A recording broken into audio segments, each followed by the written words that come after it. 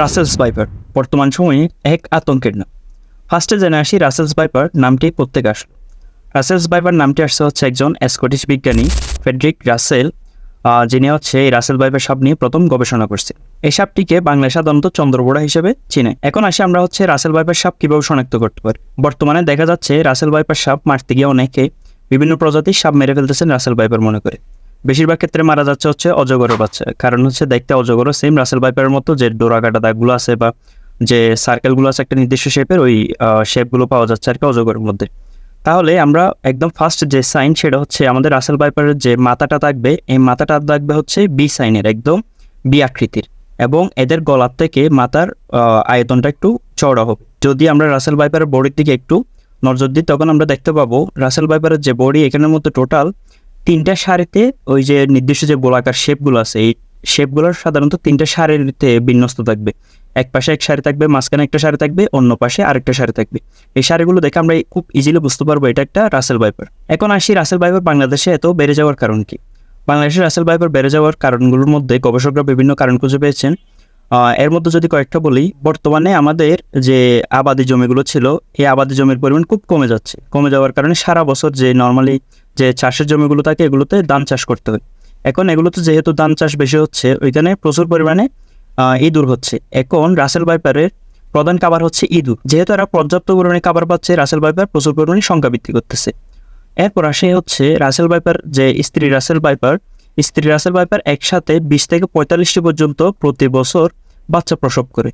Normally আমরা দেখি হচ্ছে বিভিন্ন যে সাপগুলো আছে এই সাপগুলো প্রথমে হচ্ছে ডিম পারে, ডিমের মধ্যে তা দিয়ে তারপর হচ্ছে বাচ্চা ফোটে।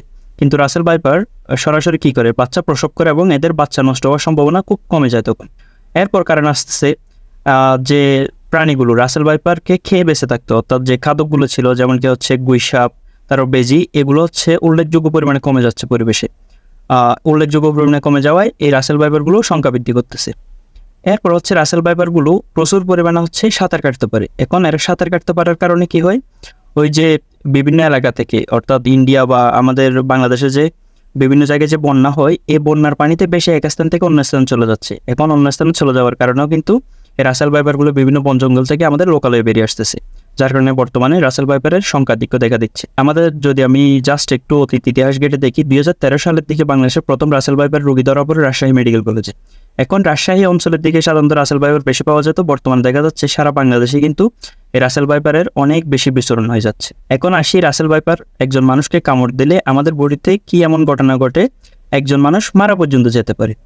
প্রথমে আমি বলে রাখি রাসেল ভাইপারের যে টক্সিনটা আছে এটা সাধারণত হচ্ছে হেমোটক্সিন। আমার আগেকার হচ্ছে আমি সাপ নিয়ে 2টা ভিডিও আপলোড করছিলাম কীভাবে অ্যান্টিভেনম তৈরি করা এবং বিভিন্ন সাপের কামড়ে কীভাবে মানুষ মারা যায়, চাইলে আপনারা ওগুলো দেখে আসতে পারেন। হেমোটক্সিন হচ্ছে এমন একটা বিষ যেটা হচ্ছে আমাদের যে লোহিত রক্তকণিকা অর্থাৎ আরবিসি আছে এই রেড ব্লাড সেলকে ধ্বংস করে দেয়।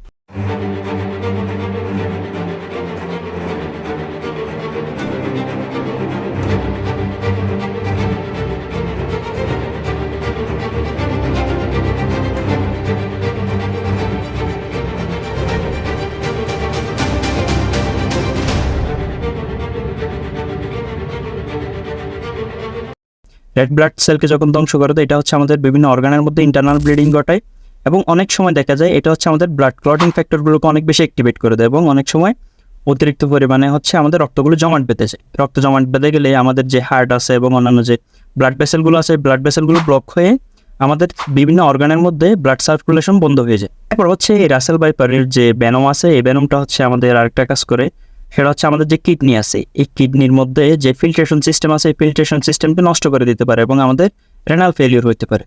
এরপর রাসেল ভাইপারের বিষের মধ্যে মাইটোক্সিনও পাওয়া যায়। মাইটোক্সিন কি করে, আমাদের যে বিভিন্ন পেশিগুলো আছে এই পেশিগুলোকে নষ্ট করে দেয়। পেশিগুলোর যে কোষগুলো আছে এই কোষগুলো যখন আস্তে আস্তে নষ্ট করে দেয় তখন আমার ওই পুরো অর্গানটা আস্তে আস্তে ড্যামেজ হয়ে যায়।